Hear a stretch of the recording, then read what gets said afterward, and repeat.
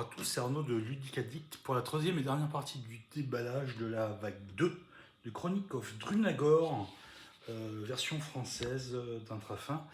Il nous restera sûrement une vidéo uniquement pour montrer le contenu des boîtes des 4 cahiers de l'Apocalypse, uniquement les figurines, et la boîte avec les PNJ et les éléments de décor. Donc là, il nous reste les 3 boîtes. Il nous reste le pack de héros, les sœurs déchues, un type d'ennemi et un personnage, Lauriane, mage elfe, avec qui on va commencer.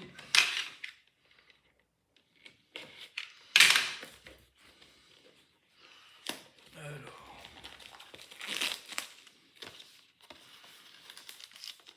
on avait déjà eu deux boîtes comme de ce type-là. C'est relativement vide. On va avoir une feuille de personnage, une figurine, un paquet de cartes.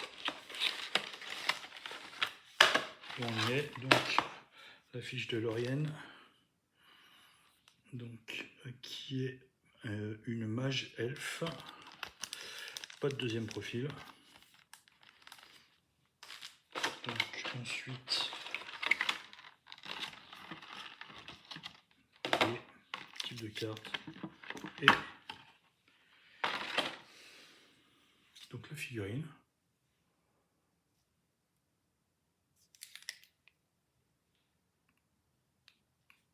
C'est moins fin que les boîtes précédentes, j'ai l'impression. Bon, après, ça fait le job. Et en carte de personnage, on a donc la fiche de départ pour mettre sur la piste d'initiative avec un profil rouge. Donc rouge, c'est attaque à distance. Ensuite, ouais, carte de niveau 1 et niveau 2. Dans l'ordre de vert bleu. Donc illumination.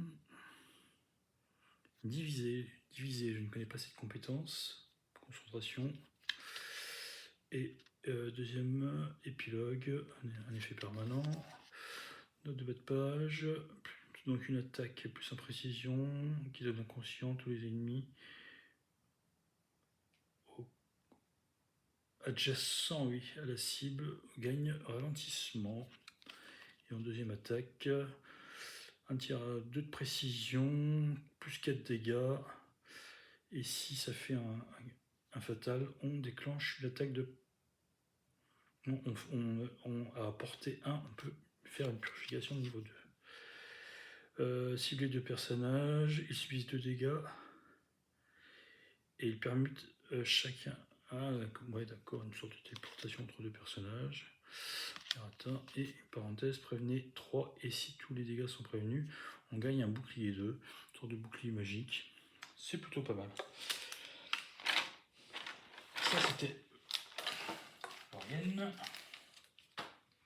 On a aussi de nouveaux ennemis, donc les sœurs déchues.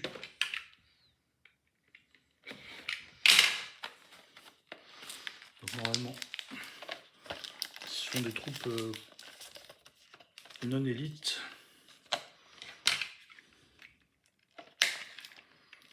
On va avoir 4 figurines.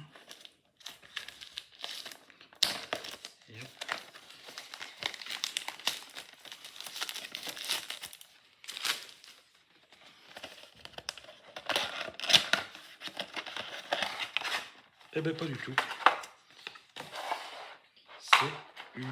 C'est un boss. Et boss d'une bonne taille quand même.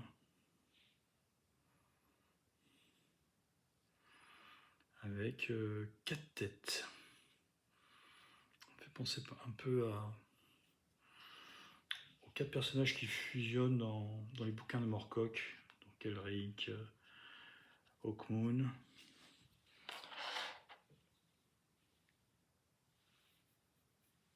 Et les 2 autres noms ne me reviennent pas. Corum. Et le dernier, bon, je l'aurai pas, c'est pas grave. Et enfin, il y a quand même un petit paquet de cartes qui va avec.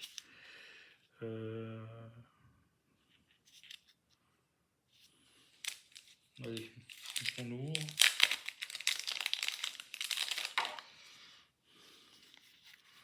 Carte Seigneur. Plus des Sœurs déchues. Donc des effets en plus, bon, comme d'habitude, avec les couleurs de runes en bas pour positionner l'activation des pouvoirs du boss. Reste donc le pack de héros. Il y avait déjà largement assez de héros, mais bon.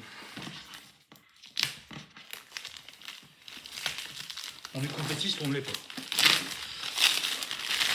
Alors, on a un petit descriptif ici pour l'indiquer ce qu'il y a dedans. 8 figurines de héros, 4 plateaux héros recto verso, 4 plateaux héros de luxe, classe de luxe, 60 cartes, 28 jetons et des silhouettes. Alors, oui, ça c'est des fameux classes de personnages de luxe. Bon. Alors, on a en effet des silhouettes, encore une bannière, des jetons qui n'étaient pas dans la première édition, une sorte de pet à mon avis, et un totem. Les grandes versions, moi je préfère les petites. Donc, on va regarder ça déjà.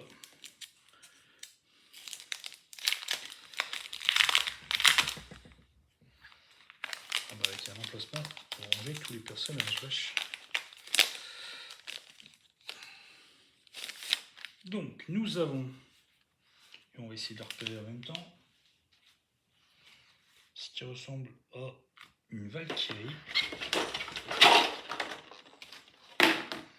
Et la Valkyrie, c'est Diana.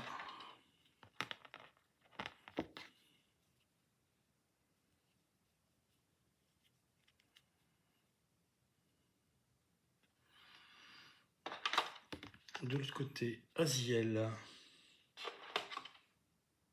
Est-ce que c'est Aziel? Ça ressemble quand même pas trop mal. Je sais pas ce que vous en pensez.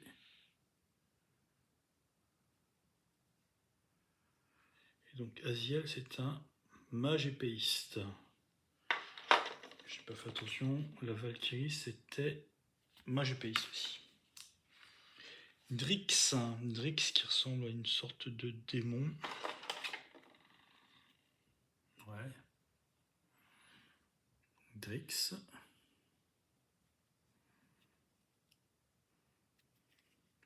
Pas être pratique de se trimballer dans les donjons avec un étendard.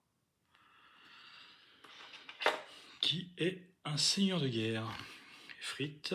Et sinon il y a Brigitte aussi, seigneur de guerre. Naine. Donc Naine. Je cherche la plus petite. Elle est là, avec son corps.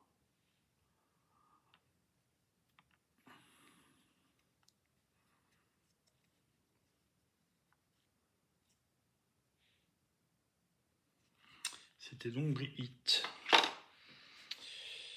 Alors, Sarah, un chaman draconien.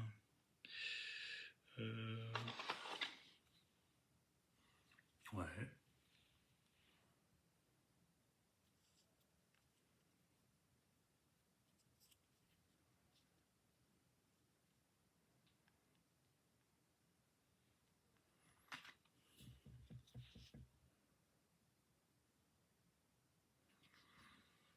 Et de l'autre côté, nous avons Gramoche, un chaman orc. En fait, je pense qu'ils n'ont pas voulu l'appeler Thrall.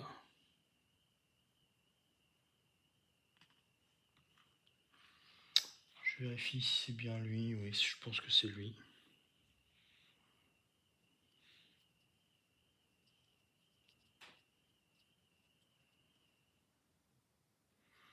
Et il nous reste 2 personnages à voir. Donc Sif, une nécromancienne azuréenne.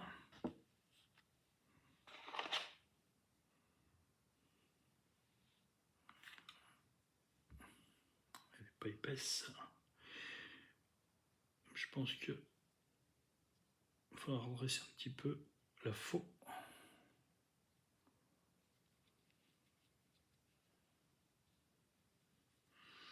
Et sur le verso, on a Mordred, qu'ils n'ont pas voulu appeler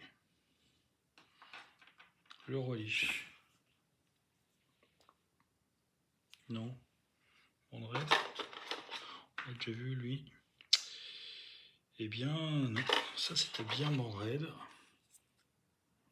qu'on a vu tout à l'heure. Et donc, petit retour en arrière. C'est donc Azriel, qu'on a vu en deuxième position, qui ressemble plutôt à ça. Je me suis fait avoir par la cagoule.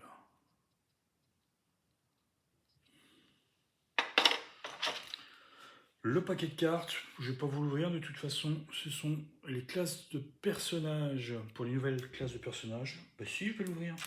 S'il y a des nouvelles classes de personnages, on va regarder ce qu'on a comme classe de personnages. Bon, les cartes de héros en soi-même, pas besoin vraiment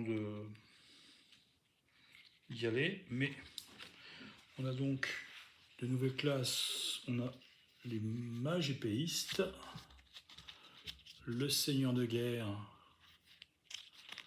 le chaman, mais c'est vrai qu'on vient de tous les voir, et enfin le nécromancien. C'est étonnant, je croyais qu'il y avait déjà un nécromancien. Bon,